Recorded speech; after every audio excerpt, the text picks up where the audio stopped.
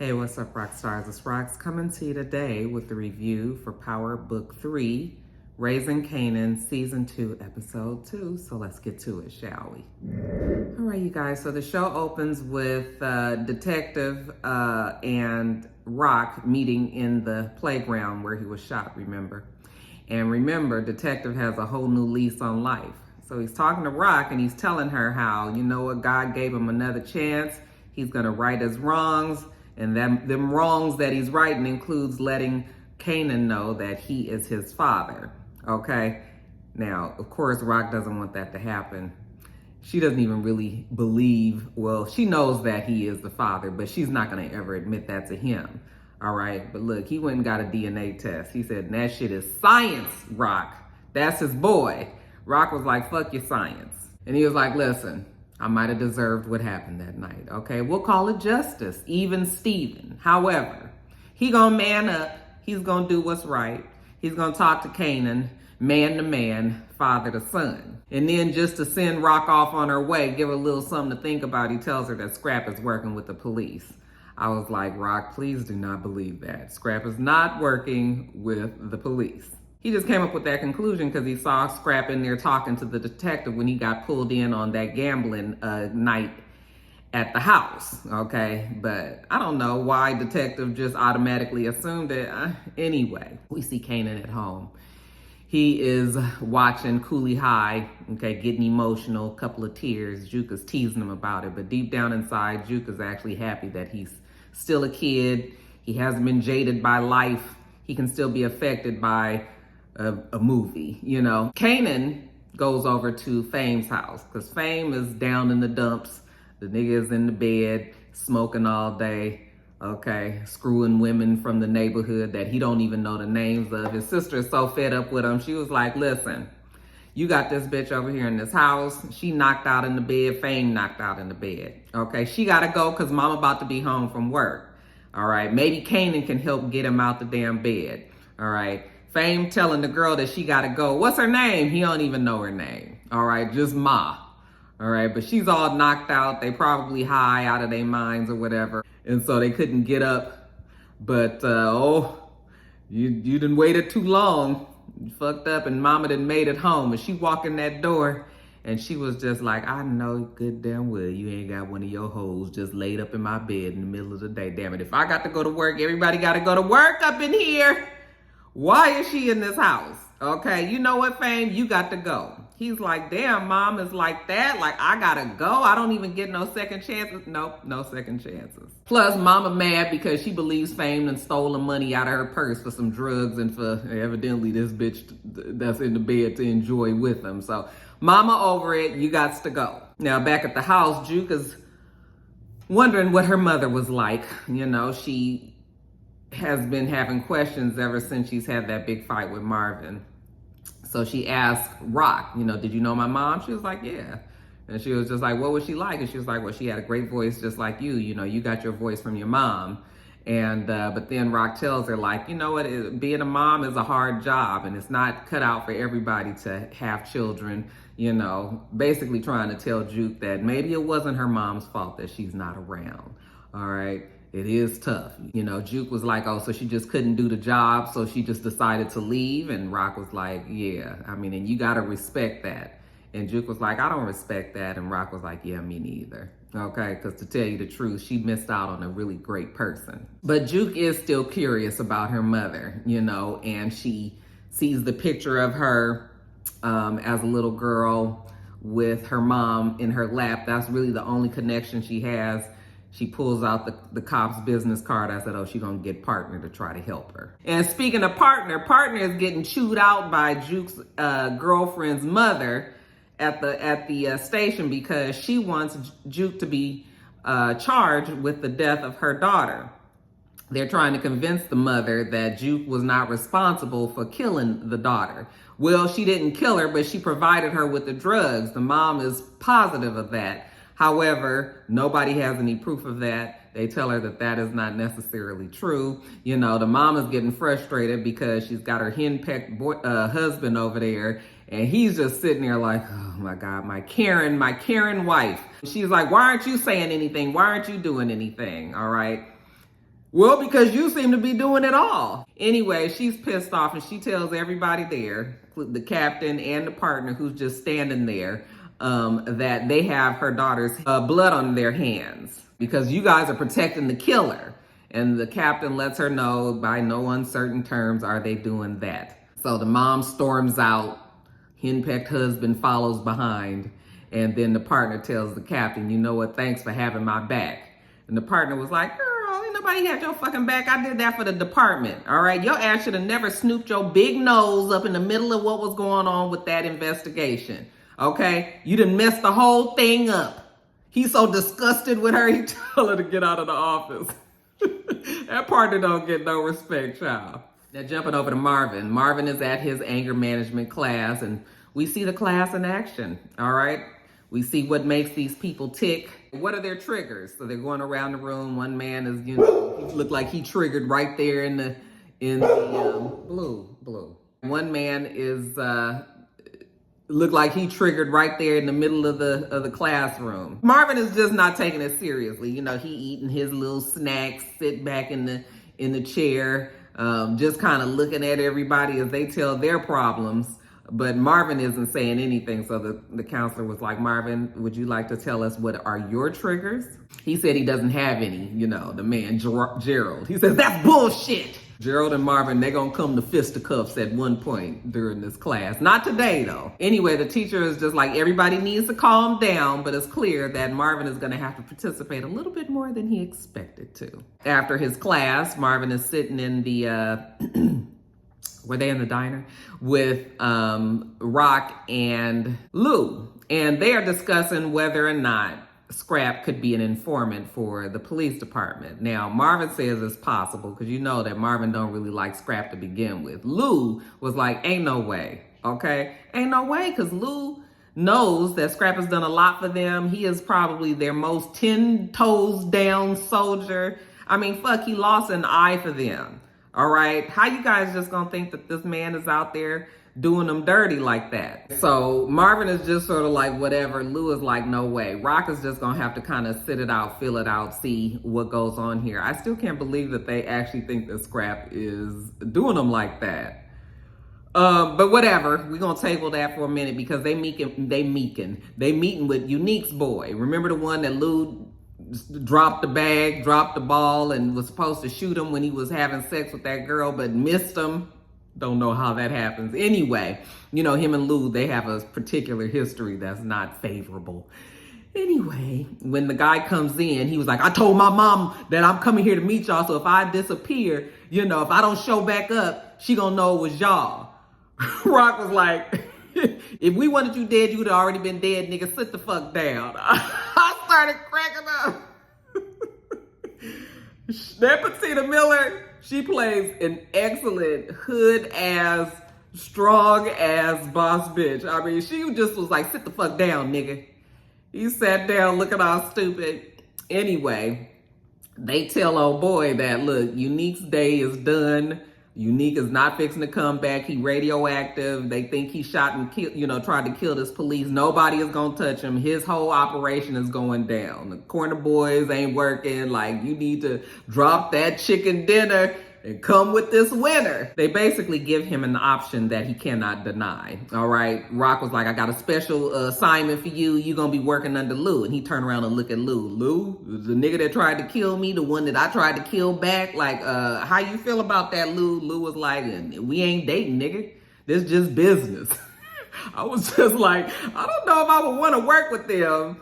Like, the history is too bad. Like, you really just flipping like that? And out of all the people for Rock to pull in, why would you go to Unique's number one guy? But I guess it's a power move. I guess it's just showing like, okay, we really showing that we taking over by taking Unique's like number one guy. I guess it's smart, but I still don't trust his ass. Back to Fame. So now Fame then got put out, him and Kanan walking. He don't know where he about to go. They end up at Lou's. Where were they? Were they at Lou's place or something? Anyway, Kanan asked Lou, is it okay that Fame, I guess, crash over there?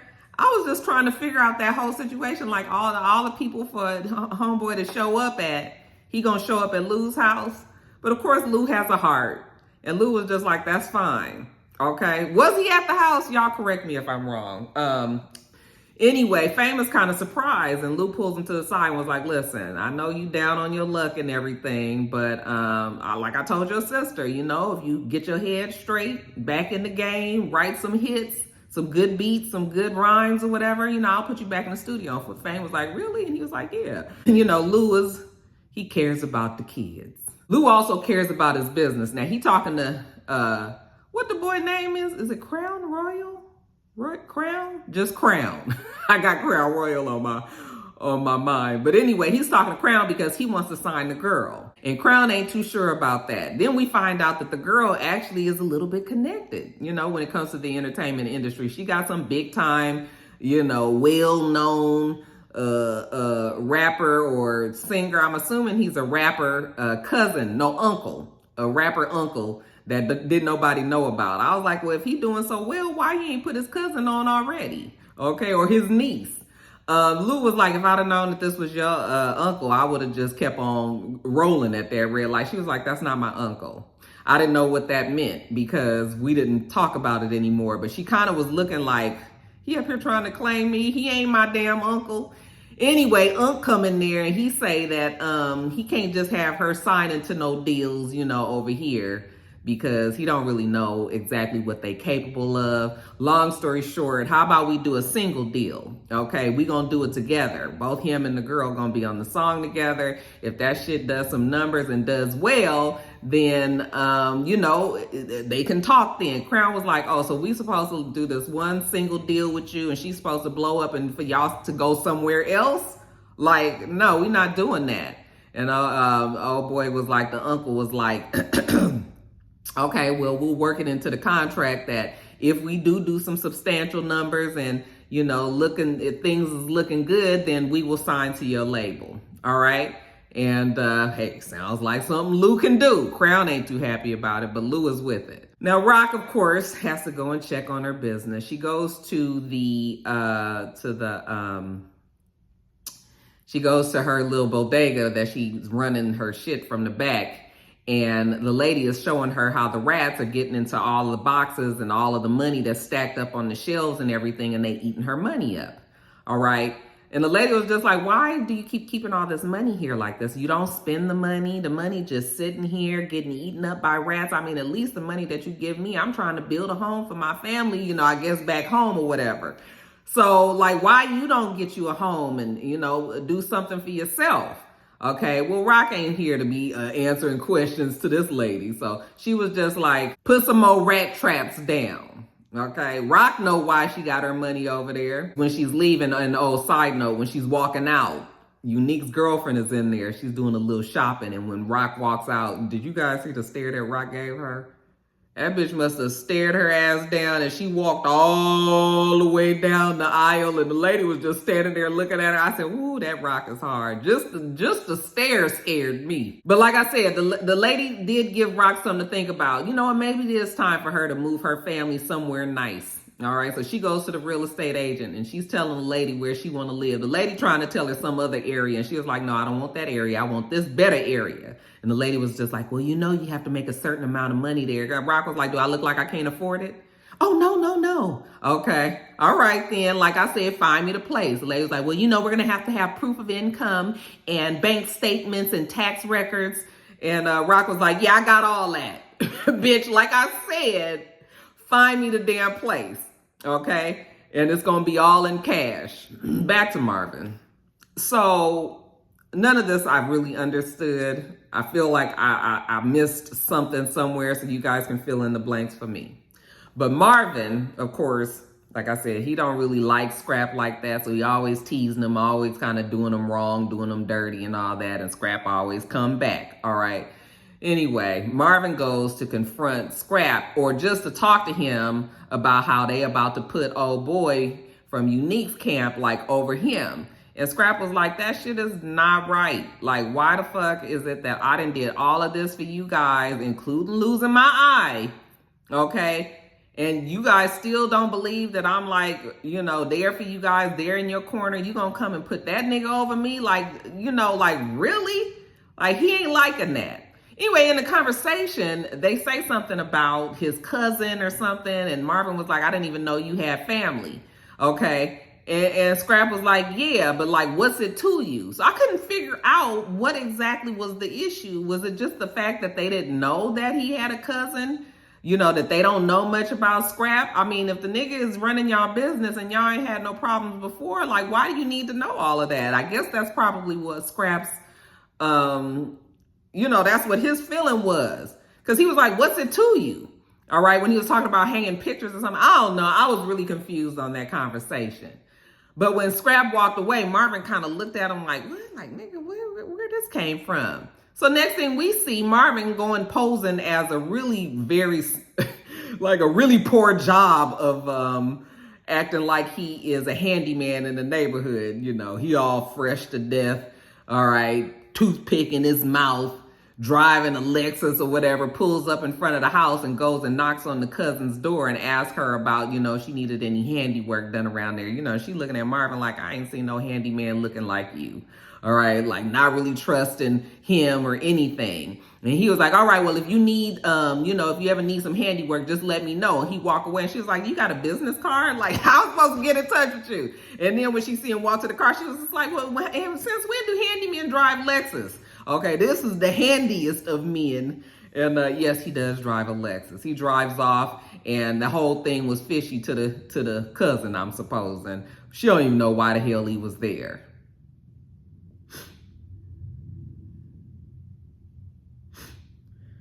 Okay, now when Marvin leaves there, he go talk to his lawyer.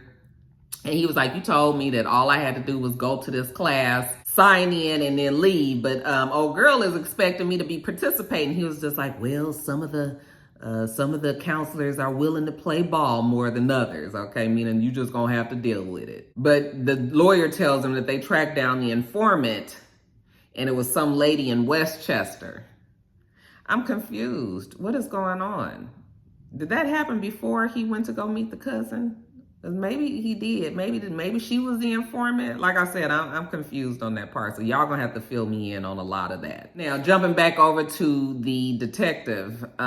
Detective is still trying to figure out if the police is any more hot on who might have shot him. Of course, he doesn't want them to know that Kanan is the person that did it. All right, so he just kind of filling them out. So he goes and talks to the two investigators, and they telling him how they don't have any idea who shot him.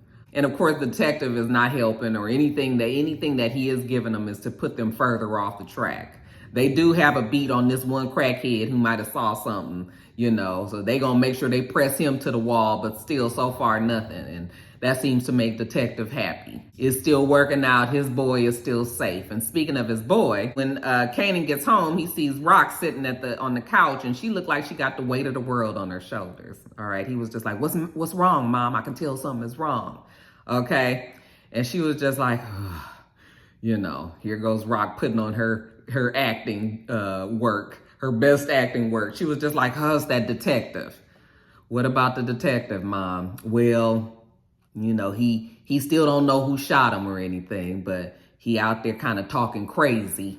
And I just, if he decides to come up to you, and speaking crazy. And of course, Kanan starts to panic, like, see, this is the reason why Kanan didn't want to come back, because the motherfucking block is too hot, and this detective is still kind of on his heels, and he don't really know what's going on. She was like, there's no reason for you to get all excited, and it's not important what he's saying. I'm just telling you, if he approaches you and say some old crazy mess, just know that the man kind of crazy. And clearly detective has Rock shook up.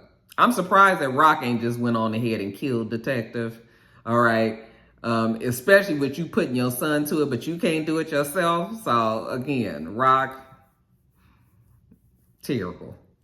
Not always the best person. And we further know that when Marvin and Lou and Rock meet up again to talk about Scrap, and Marvin tells her, basically that he feels like Scrap could be working with the police department. I guess because they didn't know about the cousin or something. It's still such a shabby reason to be basing everything on. That's why I feel like I missed something. Okay. But Lou was like, you know, like you making a mistake, we shouldn't move on this unless we know for a fact that he's doing it. And so far, we just going by a maybe from Marvin, who already don't like the nigga to begin with. And Rock was just like, look, we can't have Scrap out there because he can put all of us away for a very long time. Like, he is a loose end that we need to take care of. And Lou was like, well, then if you guys are going to do something to him, I'm not being a part of it this time. Okay. Last time y'all did some old slick shit like this, killing Kanan's friend. Okay, remember, Lou felt really bad about that. So here go Rock again, making some bad decisions. Now let's jump over to Unique. Now, Unique is definitely down on his luck. First of all, side note, let me just tell you guys how much I love Joey Badass. I didn't realize I did until I started watching this show, and then I have been seeing him on social media. He seems like to be a very intelligent young man. I was like, I like him.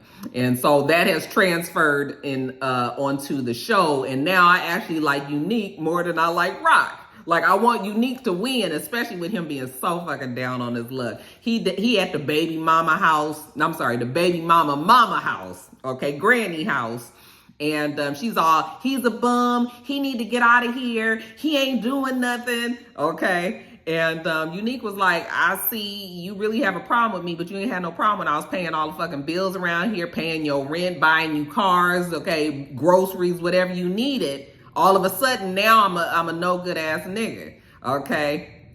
Mama is fed up. Like, if you ain't giving me no money, then you gotta go. All right. Now, baby mama tells Unique that she saw Rock at the bodega and how she was really scared because Rock just like stared her the fuck down like she was about to do something. Rock would have never did that, I guess, to Unique's girl if Unique was still on top. That's right there is telling you how much Rock don't have respect for them. She worried that something's gonna happen to the little boy. And he was like, don't worry, Rock ain't gonna do nothing to our son. But I guess he's not 100% positive with that. So Unique has to try to figure out a way to get himself back on top. So he goes and talks to the big man. What's his name? Dean, the one that mama be at the senior citizens place and he always there while they playing bingo. Okay, that Dean. So Neek goes over there and no respect for Unique. Okay, now remember he used to be the HNIC, not anymore. Security is treating him like shit. Unique was like, this motherfucker must have forgot who I was. Okay, was is the word that we're talking about right now. Right now, you ain't nobody. Okay, so yeah, he don't care. I say, Unique, go on and put that in the category in your mind that I'm gonna get this motherfucker back later. Okay, because I really want Unique to win. Anyway, Dean come over there and get Unique, and Dean is telling Unique like, you are a risk that Dean is not willing to take anymore. Like, everybody think you shot that police officer. And he was like, I did not shoot the police officer. That's why I'm out of jail, because they don't have any proof. They know I didn't do it. Okay, well, it don't even matter what the proof is. It's what the streets say. And the streets say that you shot that cop. And so right now, nobody's trying to fuck with Unique because the block is way, way, way too hot on him. Okay, he was like, listen, I have never asked you to do anything like this. All right, I just need some help. I can get back on top. Because Dean tells him how Rock is taking over all his territory and everything. And he was just like, I just really need some assistance. And he was just like, desperation doesn't suit you. That's what Dean tells Unique. And Unique was like, ain't this about a bitch? I was just like, Unique, it's okay. It's okay. Whenever you at your very, very worst, when you at your rock bottom, God is going to take care of you. Look at me trying to wax religious while I'm talking about a drug dealer. But Unique was just like, ain't this about a bitch? Okay, Dean, you are making a mistake. All right, he get up, he's so pissed off, he knocking shit over when he walk out the senior citizens hall. Ain't nothing else he can do, okay? But don't you worry, because Unique, I have a feeling, is going to come back. But he hadn't made rock bottom just yet. You know when he hit rock bottom?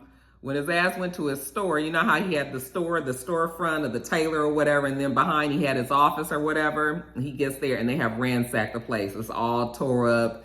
They done took all of the shit out of there. He goes and sits in his little office and he's just sitting there looking like, ain't this, I mean, I really can't believe this.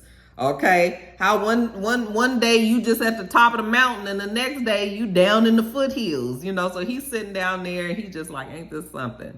And then old boy, the one that rocking them, had been recruited, he come in and Unique was like, look what they did to us. Okay, us. That's his number one, right? Look what they did to us. They think they can just come in here and tear up our place. We got to prove to them that we back on top. We got to make sure that we do this, that, and the other. He telling old boy, like pumping him up, like we about to come back hard. Get the team back together. Get all of the boys together. We just got to regroup and, old boy tells him, Unique, I'm not working with you no more. Okay, I'm going over to the other side. They basically gave me an offer I couldn't refuse. And Unique was like, you mean to tell me after all I done for you, you about to go over to the other side? Yep, old boy said he ain't going nowhere with Unique. And Unique was like, all right. Like I said, put that in the memory bank, Unique. All of these motherfuckers that crossed you, I can't wait to see him come back. Am I the only one that really likes Unique more than Rock? Now, jumping over to Lou and Jess, they making out heavily. I'm assuming this is about to turn into a sex session, except she stops abruptly.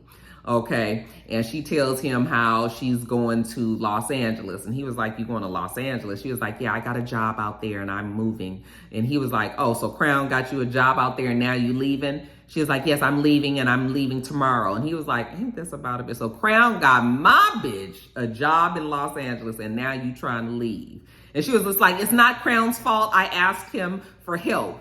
Lou don't give a damn. He already knew that you was sweet on old Crown. And really, she ain't sweet on nobody. This is opportunist. So whoever she got to be humping on to get to where she want to go, Lou already realizes that. He was just like, what about Famous? And she was just basically like, fuck Famous. Famous can do whatever he want to do outside of her purview because she tried to help him and he fucked it over. And so now she's done. She got to take care of herself because ain't nobody else going to take care of her. And he was just like, you know what, get the fuck out. Okay, and I was like, fine, because you got your eye on old girl that you trying to sign anyway, Lou. So then we see her leaving, and it's supposed to be a touching scene. Actually, it was kind of touching. I didn't care about the mom. The mom was like, you go out to Los Angeles and you make something of yourself and you do very well and, all of that. But I did feel a little sad when she told Fame that she really wants him to blow up. And he was like, and for him not to stop. And he was just like, oh, I'm supposed to stop because you leaving? Okay, I'm going to be famous whether you was here or not, But you can tell he was hurt that she was leaving. And it's something about just his expression. And when he said that, she was like, that's good. I want you to. When she hugged him, I did have a little something, y'all. But Jess is off to Los Angeles. So now it's like Fame, he got to rely on himself and see if he can prove it to Lou that he can do this. Now, back to Juke. Remember I told you that she was going to get the police officer, the partner, to help her. Oh, it's a fly in my blinds that gets on my nerves. So I'm about to get that motherfucker as soon as I finish this. Anyway, remember she was going to have the partner help her. Well, she did get in touch with the partner, and partner did find her mom. Okay, and the mom lived in Harlem, got her address and everything on this paperwork. Juke was like, this is where she lives? And she was like, that's where she lives. I was like, you really just giving this girl this address like this? That partner is a loose cannon, ain't she? Okay, anyway, Juke takes that information and actually goes to the house, but she's just kind of scoping it out from far away. All right, she's sitting across the street and we see her mama come walking out the building. And child, if it ain't Wicked City Woman, Rochelle. I said, LaToya Lucky, bitch, you done got you a new job. I am not mad. I said, look at old Wicked City Woman, Rochelle. Child, we ain't seen her since Green, what's the name of the show? Green? I can't think of the show name. Green? What is it, y'all? Green? I want to say Green Lake, Green View, Green Leaf. The child don't get old. The memory is fucked up. But yeah, anyway, we see her get in the car and leave. Juke doesn't approach her or anything, but I'm sure that's coming. But then lastly, you guys, the scene that just really made me sad. So we see Scrap in the car. It's late at night with Marvin and Lou. Okay, and Scrap, one of his things is he just be so, involved with everything that he doesn't even realize that he's in danger. He's talking to Marvin like, you know what? I knew Rock was going to take care of me. I knew if I said something, she would be there for me because I've been there for y'all. And, he's all like excited. He thinking he getting a promotion because that's what they done told him. Okay, and he's just like, okay, so I guess they supposed to be taking him to the location, but of course we know better. And so he's driving in the car, riding in the car with Marvin and Lou. They both got this look on their face, just real pensive and kind of looking like they don't want to do this, but oh well. They get to the location, you know, they have Scrap go in, they follow behind them, but both of them is looking at each other like, oh, this is horrible. Okay, they go into this room and Scrap was like, okay, I can see it. I like it here. You know, Scrap is excited about his new position. All right. And then we see a gun come to his head like this, and he looks to the side and he was like, oh no. And the person pulls the trigger, and Marvin, he had a tear coming out. He kind of looked to the side, you know, Lou was over there in the back looking disgusted. And then we see that it's Rock, who actually pulled the trigger. I said, damn, Rock. I mean, damn. I would have hoped that Scrap would have deserved a little bit more looking into before you just go on and kill this nigga on the words of detective. Damn. Okay. This is one of the things about sometimes Rock, like even with all of her calculation and all of the things that she does that's good, sometimes she just makes moves that are not the smartest. I was just like, why are you doing this? Oh my God, this is such a mistake. Such a mistake.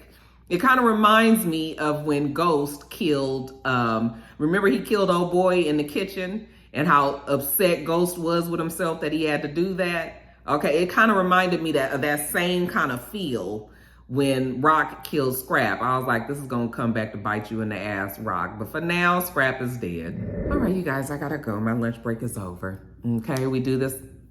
Make sure that you rate, comment, and subscribe to the channel. I'm itsrox. The channel is itsrox. Everything else I do will be in the bottom bar. All right. So I hope that you have a wonderful, wonderful rest of your day, and I plan on doing the same. Till next time, rock stars. Bye.